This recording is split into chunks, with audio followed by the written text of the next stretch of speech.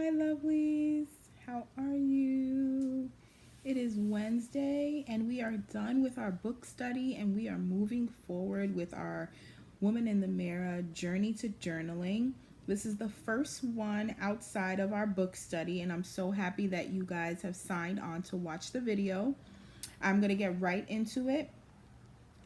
Just in case you wanted to get like a reminder, this time around, every single Wednesday will be a new topic, a topic that allows a little reflection, and that reflection will be your journal entry.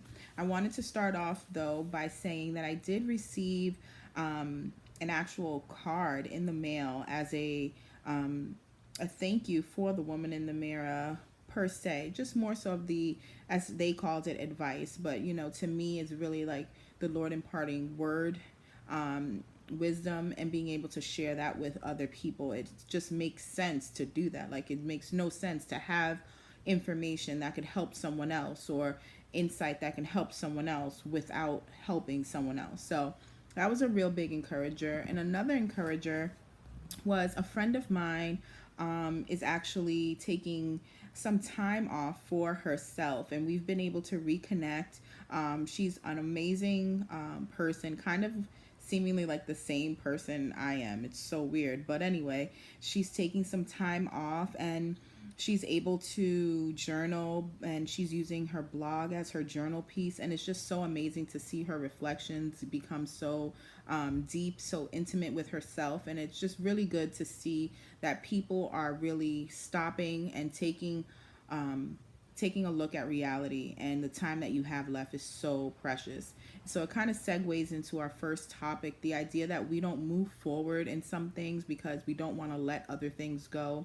For example, letting go a relationship because you want to hold on to it, think you can make it better, or letting go, a certain thought that you might have of fear, or whatever it is. The idea of letting go, because if it's for you, it will come back tenfold. Like, I truly believe if it's for you, it will be there for you. Any door that the Lord opens, no man can shut it. So if it felt shut, then perhaps you need to reflect and think, was this really of the Lord anyway, if it can be shut by just any old thing, right? So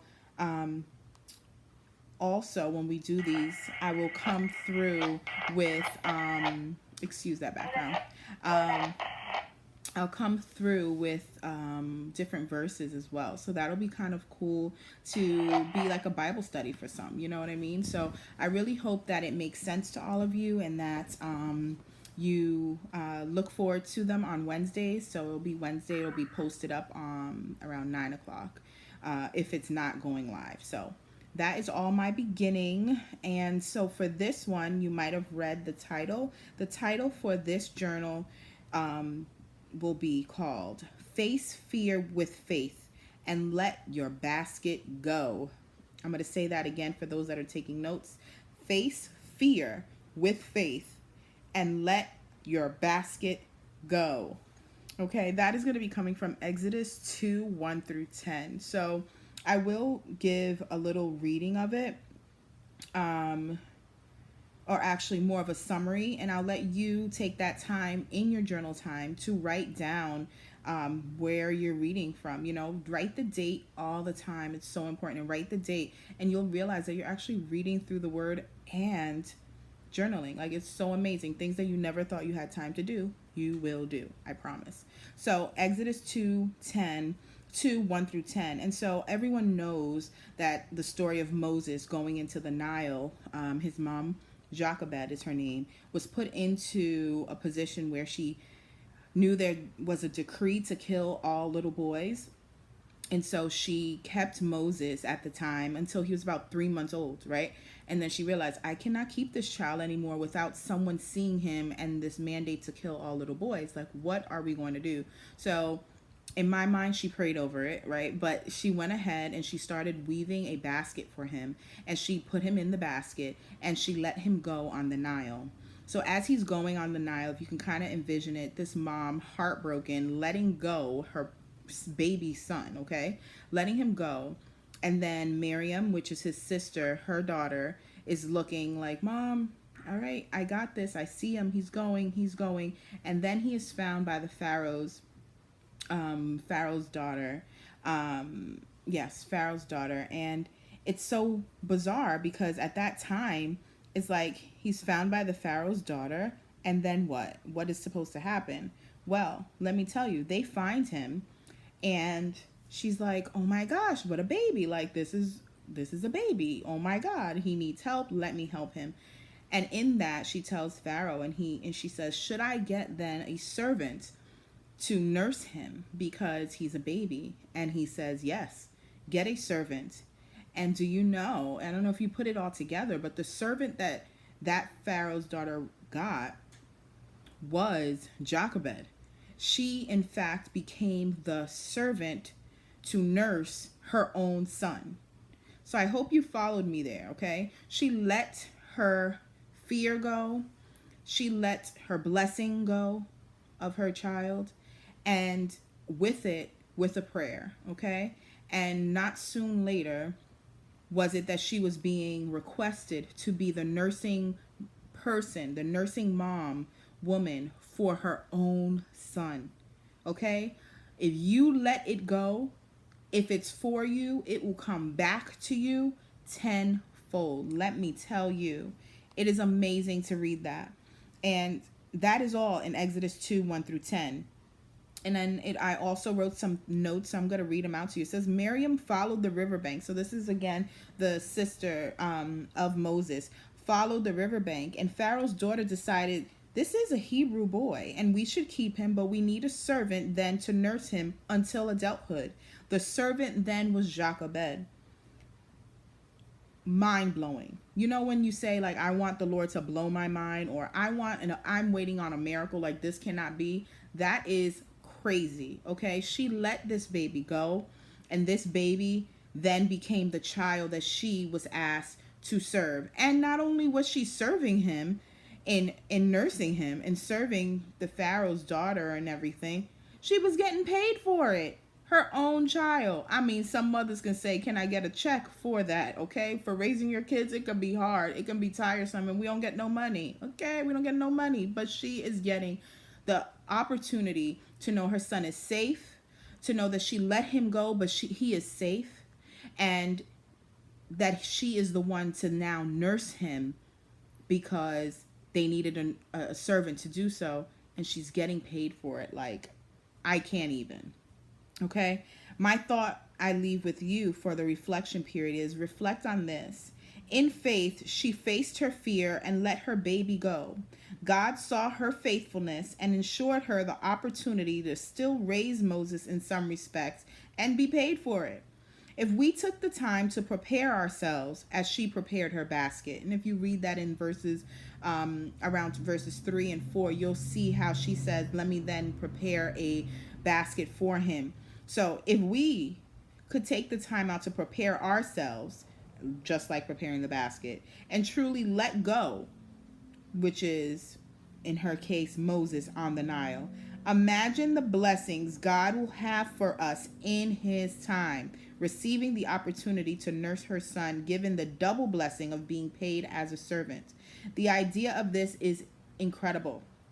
Are we letting go without preparation or prayer? Are we saying, like, whatever, that attitude of whatever, I don't even care? That's not the attitude of letting go. That's the attitude of, like, you're fed up, you don't have faith there, so it is what it is. That's not the attitude to come. The attitude of, I release, I surrender, and I give to you so that, God, you can now make this right, is the attitude that is there, that is needed. The name Jochebed means God's glory, and this is purposely done because this life-changing moment in her life of faith allowed her name to be manifested. God's glory manifested because Moses then became the leader and came through her faith. Okay, huge things happen with just small faith. My reflection piece, my journal piece for you, whoever's watching, think about this. Think about what it is that you need to let go. It could be good in your eyes. It could be bad in your eyes. It could be whatever it is that's holding you back from maybe the next stage of where you need to be. That thing, once it's actually released and surrendered, that thing then could be a blessing in return, because if it's for you, it will come back to you. If it's a relationship that you need to let go, I'm telling you, find a friend, find someone that will speak up to you and help you. Find someone to be there for you, and be that help, that encourager to help you face the fear with faith, okay?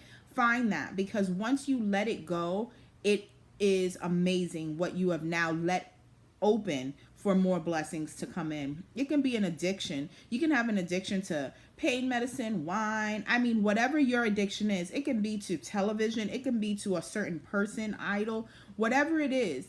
That piece right there, that little thing that you decide to say, you know what, God, I'm going to let it go. Once you let it go, then comes the blessing thereafter. Now, it's only in God's time, so don't be like, well, Devin, you said let it go. I did that, and I'm looking at the time, and it's no longer a blessing. Like, no, I'm not telling you that part. You have to have facing the fear with faith. So have the faith that it will happen, and it will happen, okay? It will. Like, it will. Your faith is your everything.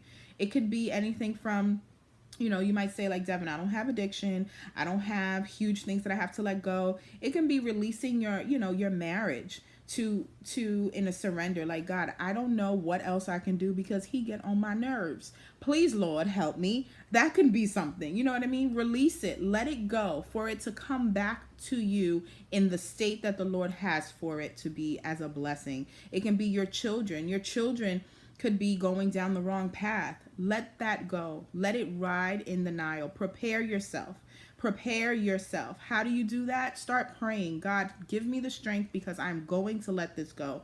Give me the strength because I'm going to let this go. This is what she did as she prepared her basket. God, I don't know, but I'm going to be faithful. I don't see you, but I'm going to know that you're there. It doesn't matter. Like another pastor said, I can't trace you, but I'm going to still trust you. Those pieces are what is huge in this next reflectional piece. What is it that you have to let go? It could be an insecurity. It can be anything. I mean, our lives are filled with layers upon layers upon layers upon layers of things. What is it that you are going to let go? Face with fear. Face that fear with faith. What is it that you're going to do that? Write it down. Write it down. Write down the date so that when the time comes that you see it come back in the way that it should be as a blessing, you can look back and be like, oh my God, this is amazing. Journal your life. Journal your journey. Write it down. What is that thing that you're going to face fear with faith with? What is that thing that you're going to let go? Let your basket go. Let your basket go. Once you let your basket go on that Nile, and that's figuratively, once you let it go, sail away, it will come back, and it will come back more exceedingly, abundantly, more than you could ever ask or imagine. I know that when Jochebed put Moses in there, she never thought, I'm going to be the one to now nurse him still. I know she didn't know that. I know that. I know she probably had faith he would be okay, but never in her wildest dreams, I'm sure of, that she thought that she would then be that person to nurse him to life again and continually. What is that thing for you? Journal it, write it down, keep it in there, date it, because next Wednesday we'll talk about something else. And it might be 3 Wednesdays from now, 4 Wednesdays from now, 5 Wednesdays from now, 7 Wednesdays from now. But you will know in your time, you've journaled your piece, you've written it down, you've let it go, you've let it sail, you've let your basket go, and then you wait in faith. Join with me. If you need it, you need that person to remind you of the faith that you ought have so that you can let your things go, but do it. It is life-changing, a release, a true release of feeling, of knowing I can't do anymore, so I surrender to you. That feeling is lifted, and then you have a lot more lightness to walk in faith. I challenge you to do it. I charge you to do it. Go for it. Face your fears with faith. Let your basket go. Write it down. Comment down below. Send an email, text. Some people have sent me actual cards in the mail. Whatever it is, let your basket go. Face your fears with faith. And I can't wait to see what people have to say. God bless you guys. Grace and peace.